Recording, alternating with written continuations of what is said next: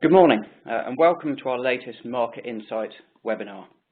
Today we'll be covering the recent market volatility, the impact of that volatility on pension schemes and what pension schemes might do in response. I'm Paul Darlow and I'll be chairing today's session. I'm joined by Ben Gold, a director in our investment team, and Mark Minnis, one of our investment consultants. We'll start today's session by looking back at what's been driving volatility in 2015 and the impact that this volatility has had on the markets and hence on pension schemes. The key features of 2015 so far are equity market returns and gilt yields, and so this is where we'll focus our analysis. And indeed, I couldn't help but notice that just yesterday FTSE 100 was up 2.8%, whilst at the same time nominal gilt yields were also up by more than 5 basis points, and this continues a trend of volatility we've seen recently. So we'll then go on to give an outlook for the key drivers of performance of both equities and gilts and consider what pension schemes might do in response to the potential increases in uncertainty.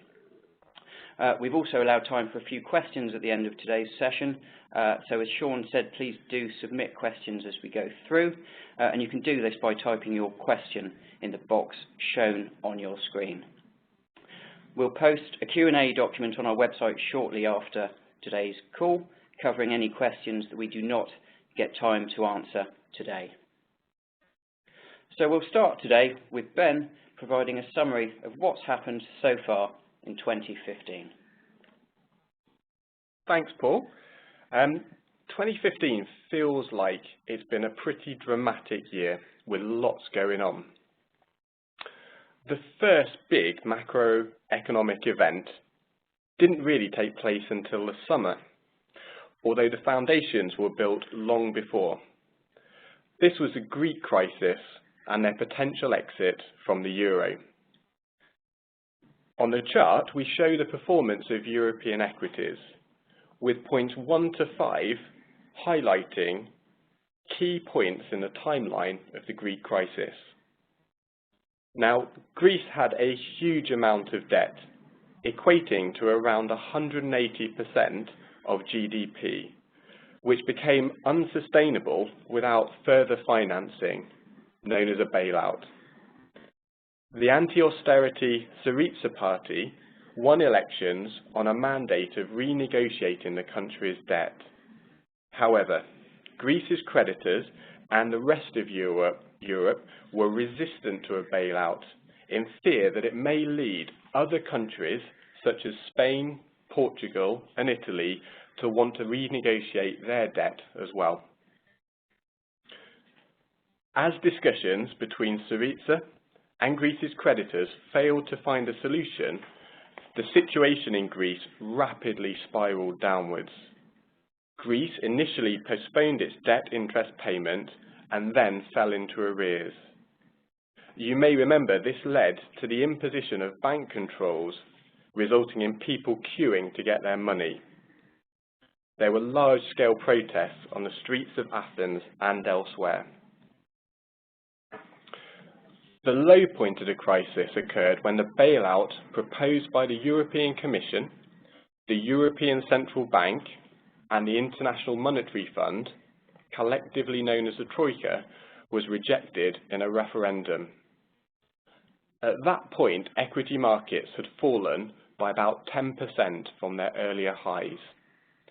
The markets had concerns that Greece may exit the euro, and this could ultimately lead to a collapse of the euro as a currency. However, shortly after this, the Greek government made a dramatic U-turn and relented under intense pressure from the Troika. Agreement to a broad range of further austerity measures led to a deal soon being struck over an €86 billion bailout. The markets didn't seem too bothered that this meant that Greek debt would comfortably exceed 200% of GDP, and further problems may arise in future, as this solution really did no more than kick the can down the road. The markets regained confidence that the euro wouldn't collapse, leading to equity markets quickly recovering most of the value they'd lost over the summer. Interestingly though, whilst this dominated the news for about 2 months, the impact of this on the European equity markets was less than the impact of the Chinese stock market crash seen in early autumn. That's shown by point 6 on the chart. Concerns over Chinese growth were just as impactful as fears over a breakup of the euro.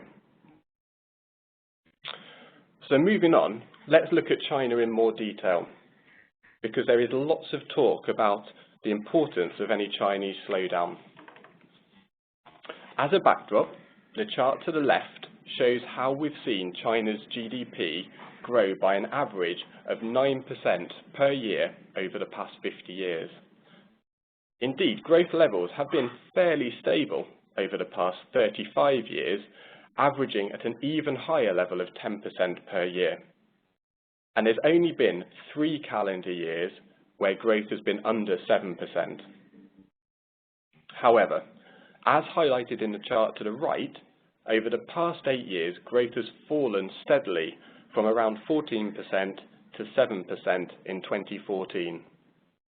While 7% is below the long-run average, it is well within normal levels of fluctuation. The key is what happens from this point. Some commentators suggest that as the Chinese economy rebalances from investment to consumption, it may well be expected for growth to normalise at lower levels than we've seen in the past, perhaps nearer 4%. To understand how important this is, we need to understand how vital Chinese growth is to the rest of the world. So, as we see on the next slide, China has become increasingly significant in the world in terms of its economic importance, not least driven by its strong economic growth over a number of decades. It now represents almost 17% of global GDP, as shown in the chart on the left. This is virtually equal to the US and Europe, excluding the UK. However, since China is growing at a significantly faster rate than either the US or Europe, it is likely to see its GDP grow beyond these regions soon. So it's absolutely true to say that China is rapidly becoming the biggest economic powerhouse in the world. And this means that what happens in China is of great significance to the rest of the world. The chart on the right shows how the Chinese stock market grew by about 150% over the 12 months to June 2015. Unfortunately, as this over-optimism was replaced by fears of an economic slowdown in China, the Chinese stock market rapidly lost nearly half of its value, indeed over a period of about 2 months, and that dominated the news globally in early autumn. The dramatic impact on world stock markets is not surprising. Thinking back to the last slide, if Chinese growth normalised at a level of 4% per year, this would equate to a 3% reduction from the 7% levels currently seen. And with China representing 17% of global GDP, this reduction in Chinese growth represents a 0.5% per year reduction in global growth. The IMF, International Monetary Fund, is projecting global growth of around 3.8% in 2016, allowing for some reduction in Chinese growth. So if Chinese growth did fall to 4%, global growth would fall to around 3.4% in 2016. This is a very material fall and highlights why markets strongly react to Chinese growth indicators. So the third key question hanging over markets in 2015 is, when will interest rates start to rise? None of the central banks want to raise rates too soon, as this could stifle economic growth. So they're looking for signs that economic growth is strong enough to support an increase in bank base rates. They look at many indicators to help them assess the strength of the economic growth. But 2 key items are unemployment and inflation. The US is likely to be the first major economy to raise rates, and so we're focused on US data. As shown in the chart on the left, unemployment has been falling for over 4 years and is now below the long-run average, which is about 6%. This suggests a degree of strength in the economy, as it tells us there is a bigger workforce than is typical historically, suggesting more demand for goods and services. So in isolation, unemployment levels may well be supportive of a rate rise. However, as shown in the chart to the right, inflation expectations have been falling somewhat over the course of this year. Lower inflation expectations mean prices will rise less quickly, leading to lower economic growth. So whereas the unemployment numbers are supportive of a rate rise, the lower inflation expectations have acted as something of a counterbalance. The US Fed is trying to form an overall picture based on these as well as other indicators. The contradictory messages coming from recent statistics such as these have led to the Fed holding rates to date. Views on when rates will rise are very important because they link directly to expectations of economic growth. Any delay in expectations for rate rises suggests economic growth won't be as strong as previously thought, and vice versa. So market speculation about when rates might start to rise leads to considerable volatility. The pattern in recent months has seen expectations repeatedly pushed back, leading to concerns about economic weakness, and this has led to falls in equity markets, which we'll cover in more detail shortly. So the key economic drivers during 2015 were fear of a Greek exit, concerns over a China slowdown, and uncertainty over when bank base rates might start increasing. So at that point, I'm going to hand over to Mark to look at how these events impacted on the markets. Thanks, Ben. Starting with equity markets, we can see from the chart on the left that the first 6 months saw a solid growth of around 7 to 8% in the UK and about 3% in the US. The Greek crisis saw these gains wiped out in July, with a larger restored once a new €86 billion bailout was agreed. The China stock market crash unnerved investors, serving as a stark reminder of the potential economic slowdown in China and the impact this would have on the global economic growth. These fears over a global slowdown led to significant sell-off in all major markets. We saw falls of about 15% in about 2 weeks, which is, as is typical in markets, overreacted and say bounced about 7% shortly afterwards. So after all these economic concerns being reflected in the markets, the overall impact has seen the markets down around about 5% to date. It's also worth noting that volatility has picked up significantly over the past month, as shown in the chart on the right.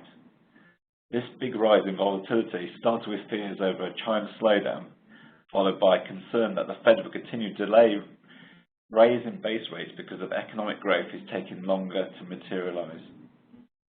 Whilst volatility levels have fallen back down to high levels, but near normal, we think the volatility may be a feature for some time to come. We'll discuss this point further later on. Moving on to slide 10, we see the credit. We can see that the performance of global credit has been incredibly strong over the past 15 years. If we ignore the blip in the credit crisis during 2008 and 9, returns have been very steadily positive. Returns have averaged about 6.25% per annum over this period. However, it's fair to say that 2015 has been fairly benign for credit markets. Returns to date have been slightly negative. It's worth noting that returns have been somewhat insulated against significant events happening during the year. Whilst they've been overall disappointing, not as negative as seen on equity markets.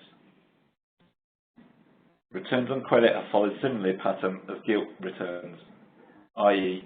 credit and gilt returns are fairly correlated with each other, as we expect.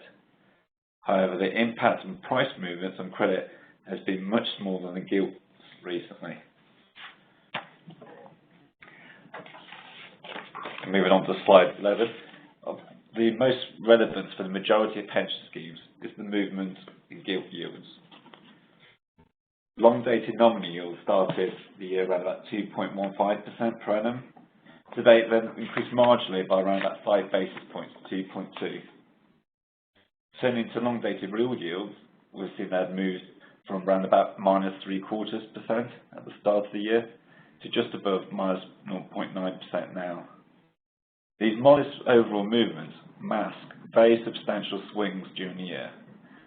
Nominal yields have varied between 1.7 and 2.5%, and real yields have varied between -1 and roughly -0.5%.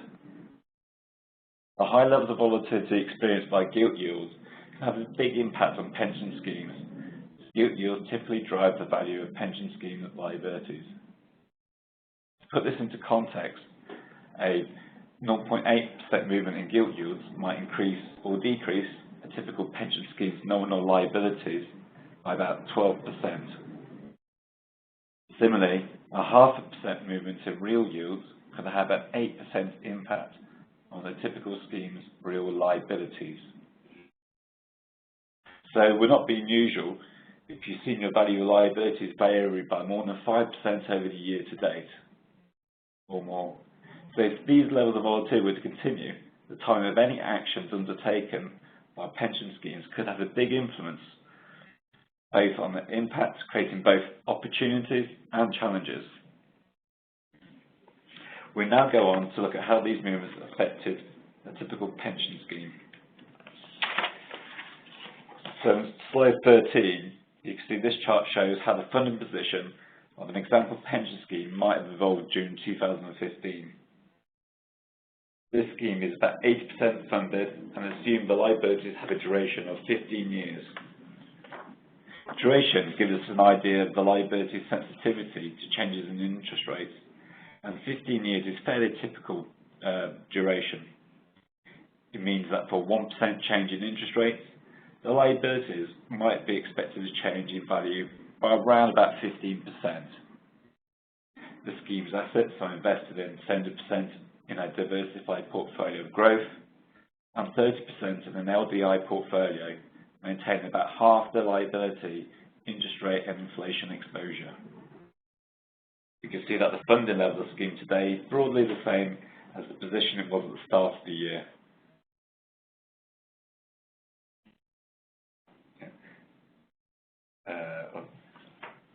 Showing a modest 0.5% improvement. However, the funding position has varied markedly over the year to date, varying between 79% and 84%. This volatility would have been worse if you'd been investing in equities instead of DGS. As we said earlier, this level of volatility can cause problems or opportunities for schemes. It means that the timing of any changes can become a very important factor.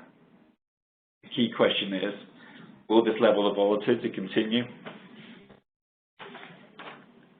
I'll hand back over to Ben now, and so he can consider the outlook for key markets that impacts the funding position of pension schemes in the next section.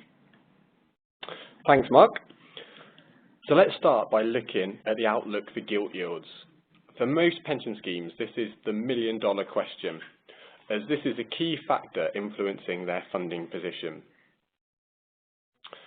As you can see in the chart, we've seen a near continuous decline in gilt yields for 20 years, with long-term nominal yields falling from 7.5% to 2.25%.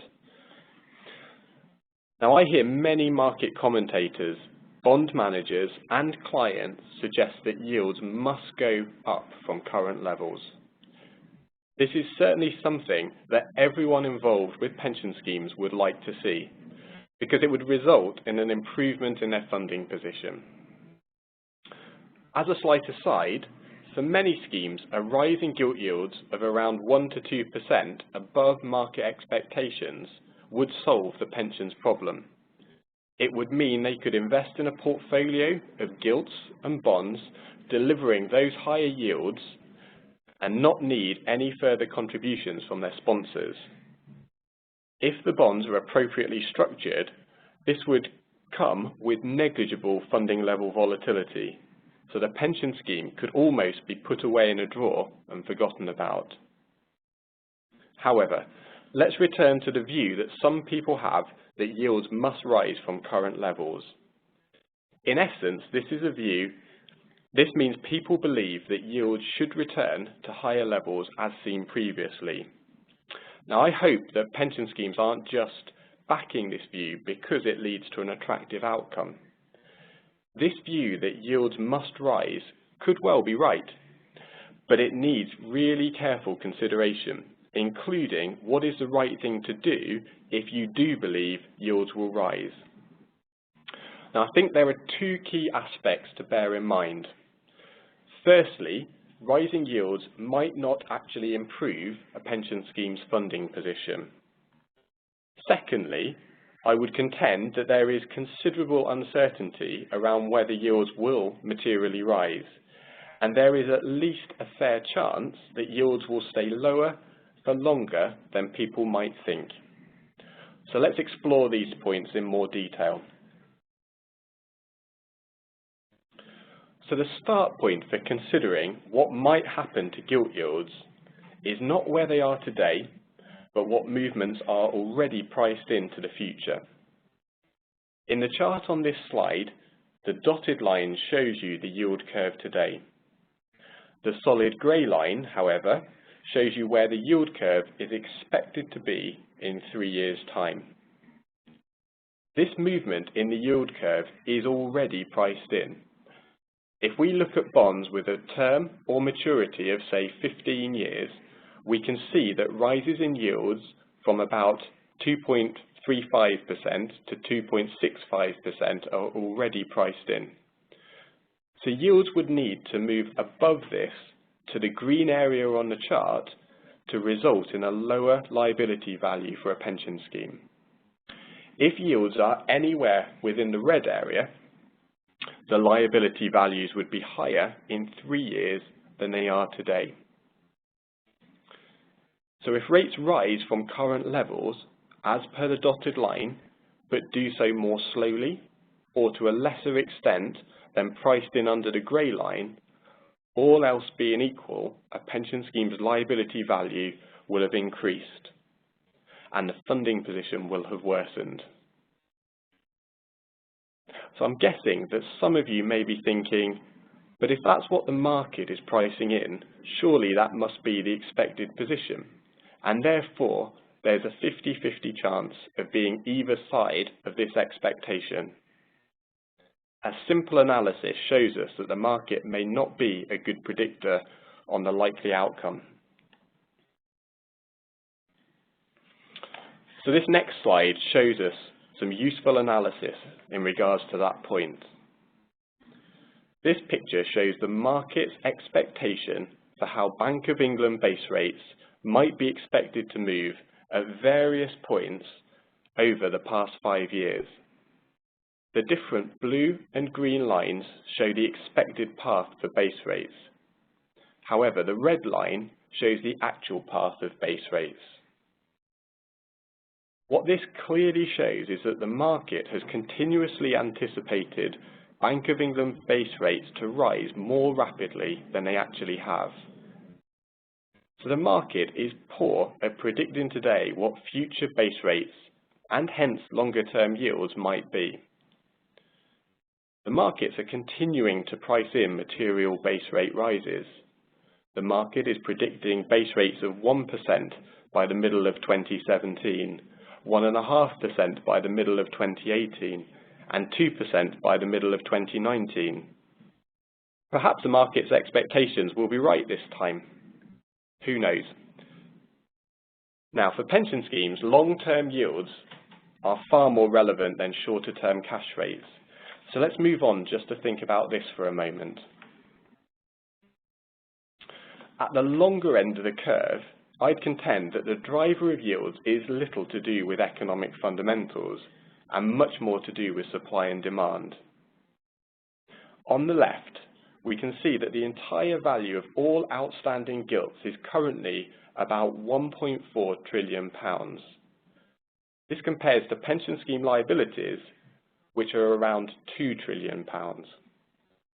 The central chart shows that the holders of all the gilts in issuance. Of the 1.4 trillion, around 400 billion are held by the Bank of England under the quantitative easing programme.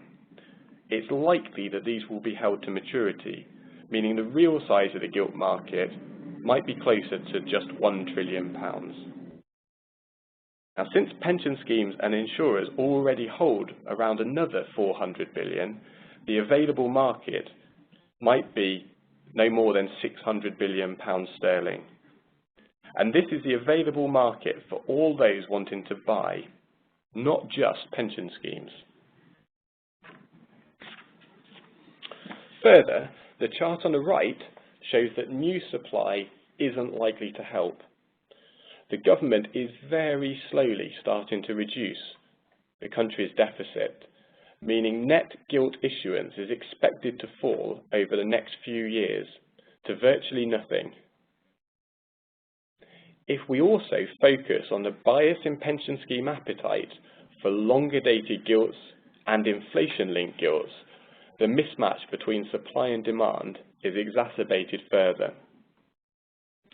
This is because the quantum of longer dated and inflation-linked gilts available is only a subset of the whole market we've been looking at.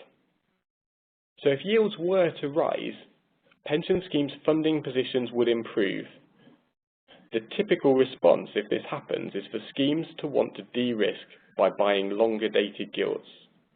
So a rise in gilt yields would naturally lead to an increase in demand, which would cause prices to rise and hence yields to fall. To me, it therefore seems fairly likely that with an imbalance between supply and demand, yields at the longer end of the curve are likely to stay fairly low. Now, apologies, because that's probably not what you want to hear, but I do think it's the most likely scenario for the future. So, moving on to equities. One of the key factors weighing on the minds of investors generally, and equity market participants in particular, is when central banks will start to increase rates. The chart on the left shows the performance of US equities over the past 50 years. Each of the dots highlighted on the chart is the point at which the first rate rise took place in a rate rise cycle. On the right, we show the performance of the markets in the 12 months after the first rate rise. It's clear that in the majority of times when rates start to rise, the equity markets deliver positive returns over the following year. Indeed, the average performance for the following year is just under 9%. Now, policymakers typically raise rates for one of two reasons. Either in response to stronger economic growth or in response to an economic problem such as overheating or currency crisis.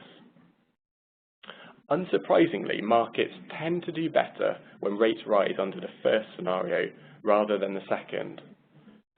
To be clear, it's unlikely that equity market performance is particularly affected by rate rises directly.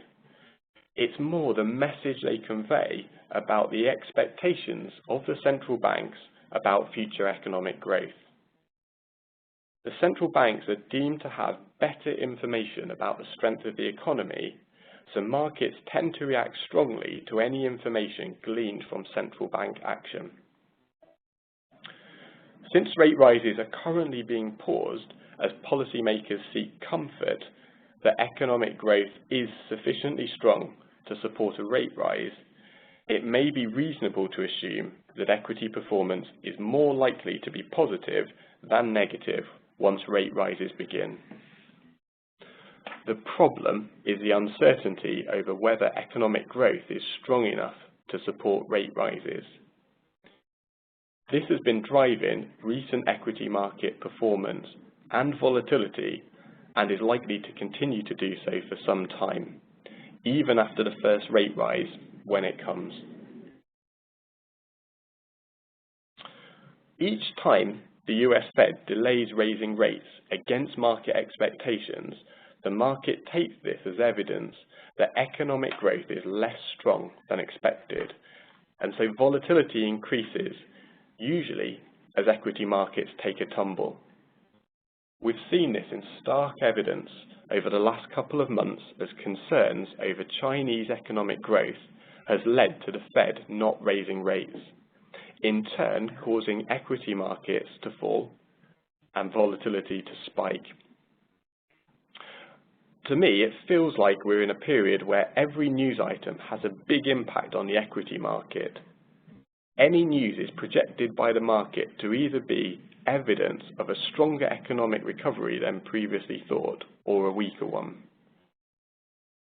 But despite this, the average volatility levels seen over the past 5 years are low by historic standards of 5-year averages. This chart shows that volatility levels tend to move in cycles, with the 5-year average ranging between 15 and 25. The current 5-year average level is around 17, which is actually towards the bottom end of the range. So if this cyclical trend seen over the last 25 years continues, it wouldn't be surprising to see average volatility levels increase.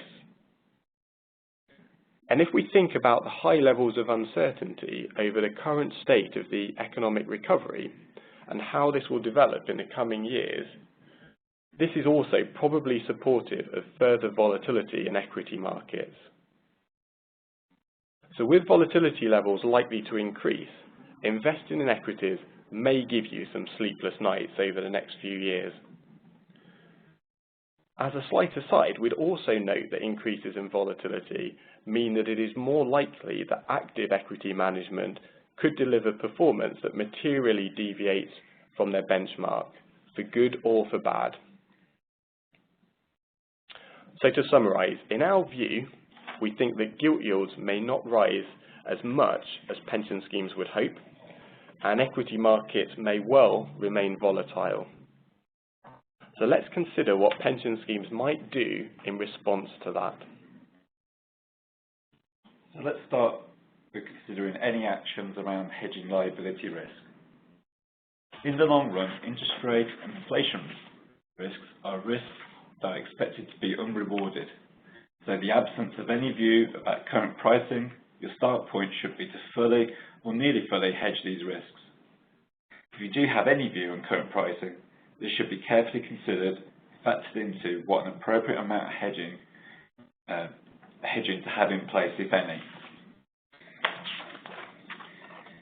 If you do believe hedging is currently too expensive, be very careful about how you want to express this in view of your portfolio, and consider taking a pragmatic approach. The bar chart demonstrates why we think a pragmatic approach is appropriate. We show here the position for a scheme with £100 million of assets, £120 million of liabilities. The scheme is 60% invested in growth assets and 40% in LDI. The light blue bars show the increase in deficit the scheme is exposed to if long gilt yields simply remain at 2.5%, assuming the interest rate and inflation coverage is at 50% of the asset value. 3 years of rates remaining unchanged means the deficit has worsened by roughly 3.5 million, while the funding level has dropped by around about 3%. Increasing the hedge ratio to 70% of the scheme's assets is shown in the dark blue bars. Since the underlying portfolio remains unchanged, this portfolio is expected to deliver the same returns. This change in amount hedged will reduce the impact of this scenario, where rates remain unchanged by around about £1 million, or nearly a 1% funding level impact. It is important to note that the scheme will still have around about 40% of its liabilities unhedged, meaning it still benefits substantially if yields rose by more than what is currently priced in. So the move from 50 to 70% hedge could perhaps describe as a pragmatic response to an environment where yields could stay lower loan expected for longer. You need to think very carefully about the right approach for your scheme. But remember, the start point should be to hedge all liability risks unless you have a tactical view of interest rates and inflation. Of course, LDI isn't the only way to hedge liability risks. Insuring scheme liabilities through a buy-in or buy-out can be an even more effective tool, as all financial and demographic risks for those liabilities are perfectly hedged. The chart here shows how the price of insuring pension liabilities has changed over the past year or so.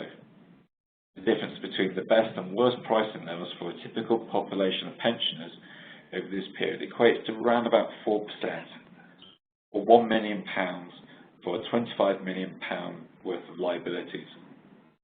This means that the cost of insurance is varied by £1 million or more than any valuation in liability value caused by changes in gilt yields and inflation. Insurance pricing levels can vary quite significantly, reflecting many factors, but pricing levels relative to scheme liability valuations can change more quickly when gilt yields are more volatile. Schemes should consider the appropriateness of insuring liabilities.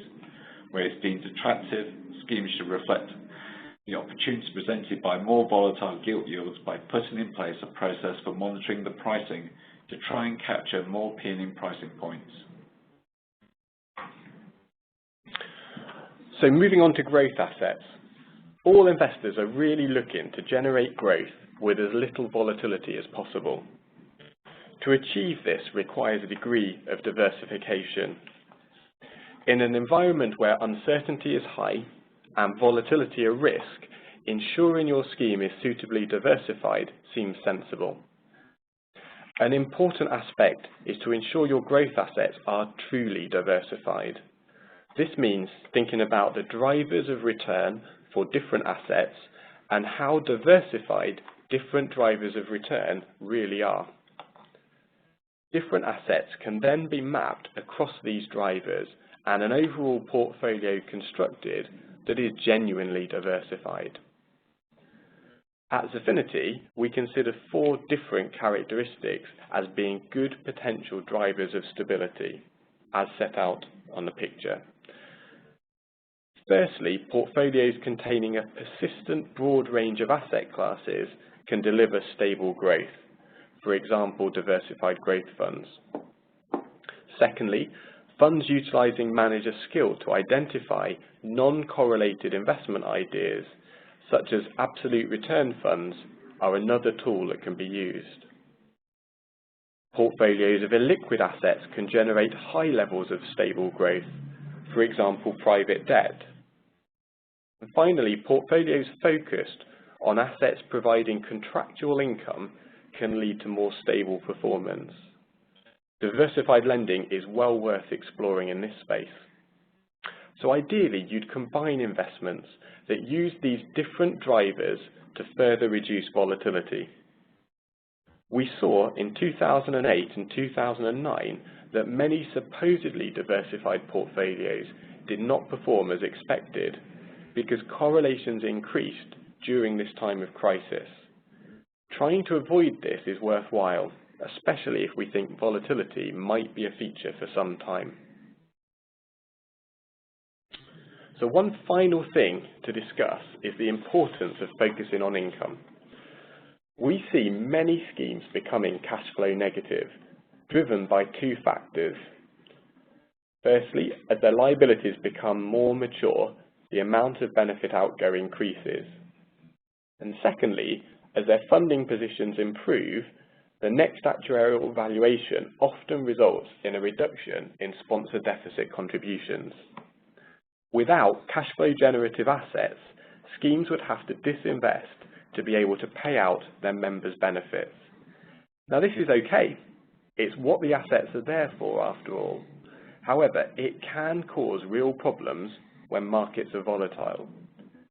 The nightmare scenario for schemes that are cash flow negative is a rapid fall in the markets, followed by a slow recovery rather than a quick bounce back. The fall in assets means that future disinvestments to meet benefit payments are a bigger proportion of total assets. The absence of a rapid recovery means that the assets are more quickly diminished whilst the scheme is waiting for the recovery, and in extremis could run out of money. This can be avoided if the scheme invests in assets that naturally produce the cash flow to fund benefit payments. Now, bonds are the obvious asset, but falling yields have reduced the interest payments you'll receive if you invest now, and also the potential for higher future returns.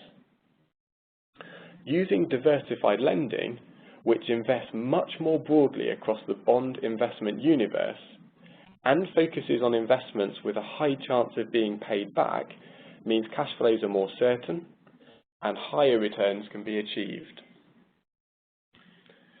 If you hold equities, perhaps consider using a call selling strategy to efficiently generate an income.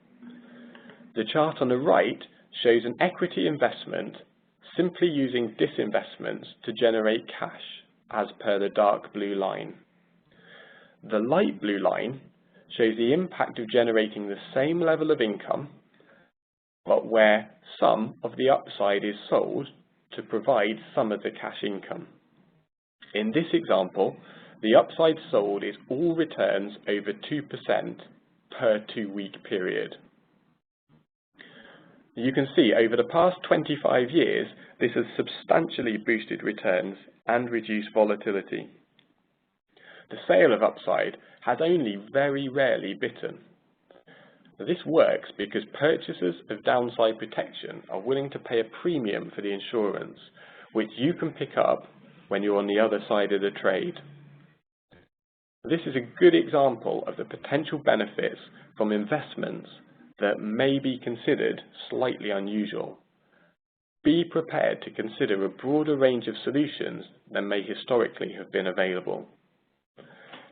And also think very carefully about your own particular circumstances in the context of any views you have about where the markets might be heading. So that concludes the formal part of today's presentation. As we've gone through, we've had a number of questions, and we'll take 3 of those questions now. The first question that we've been asked relates to one of the slides that we discussed around LDI, and so I'm going to hand over to Ben to answer this question. But the question is, why is the pie chart on the left-hand side of this page the same proportions under 50% or 70%? Ben, could you answer that question, please? Yeah, absolutely. This example scheme uses LDI to get its interest rate and inflation hedging. And under an LDI mandate, you can use leverage, which means that for £1 invested, you can get more than £1 exposure to the risks that you're trying to hedge. So in this case here, we've assumed that the move from 50% hedge to 70% hedge is achieved simply by increasing the leverage a little bit. No more money is actually needed to be invested. And these levels of hedging for a 40% allocation to LDI are well less than the maximum level of leverage you could put in place. So they are still leveraged to a very, very prudent and comfortable level. Thanks, Ben. The second question relates to buy-ins, and the question is, as a buy-in policy typically takes months to complete, is it actually realistic to hope to transact only when pricing is particularly attractive? And I'll take this question. The questioner is, of course, right that it does typically take a few months to purchase a bulk insurance policy from an insurer. However, most of the tasks that you need to do in order to purchase a policy, and those are the tasks that take all of these months, most of those tasks can be undertaken well in advance of the date when you're actually hoping to purchase the policy. So if you want to transact opportunistically, i.e. as and when pricing is particularly good, then the key is to get as much of that sort of work done as possible up front. So you can get in a position where you're ready to transact, and you can then sit and wait for an opportunity to arise. Now, of course, in order for that to work, and in order for you to be able to spot an opportunity, you need to be able to track accurate insurance prices on a daily basis. But with recent advances in daily valuation systems, that is now possible when it wasn't actually possible a few years ago. So that's how we would see you being able to purchase insurance policies as and when prices are particularly good. So we'll address one final question, also relating to LDI. And this question is, what can we do to increase our chances of extending our hedging at a good time? And Mark, do you want to take this question? Yeah, sure. It's very difficult to be sure. You only increase hedging at a time when yields are relatively high. That said, you can put in place a process to increase this likelihood. Then in the assumption that you already have an LDI portfolio and we're looking to increase hedging without increasing the allocation to the LDI mandate, the use of triggers would be the most appropriate thing to do. Triggers would be based on gilt yield levels set to increase hedging as yields rise. In order to ensure you lock into high yields, you need to make the process fully automated by instructing your LDI manager to trade at predetermined yield levels. However, this means that you would trade whatever the circumstances. It may be the trigger is breached following a fundamental change in economic conditions, leading to a likelihood that yields will rise further, thus you've missed out the best opportunity. You can allow for this by adding a sense check to the process, i.e. a trigger breach leads to discussion rather than action. Of course, this means the chances of missing the opportunities are increased, so you need to decide on the right approach for you. Another alternative would be to, instead of instructing the LDI manager to use swaptions instead. Using swaptions, you still execute when yield rise to the predetermined levels, but you actually receive a premium for waiting for this to happen. The downside of swaptions is that basically the discretion of when to trade is not yours, it's down to the other side of this swaption trade.